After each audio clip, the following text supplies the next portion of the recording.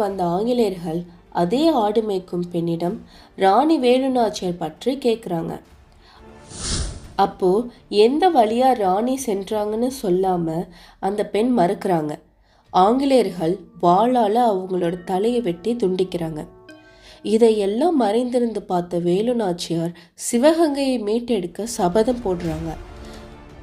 மருது சகோதரர்கள் தாண்டவராயன் பிள்ளை ஆகியோரோட உதவியோட மேலூர் வழியாக திண்டுக்கல் சென்று ஹைதர் அலியை பார்க்குறாங்க. அவர்கிட்ட இவங்க உருது மொழியில் பேசியதை பார்த்து அவர் ரொம்ப மகிழ்ச்சி அடைகிறாரு. அதோட மட்டும் இல்லாமல் அங்கே 8 ஆண்டுகள் தங்கியிருந்து போருக்கு தேவையான வியூகத்தை வகுக்கிறாங்க. ஹைதர் அலி உதவியோடு அவர் வழங்கிய காலாட்படை, குதிரைப்படை, யானைப்படை, பீரங்கியோட சிவகங்கை திரும்புறாங்க.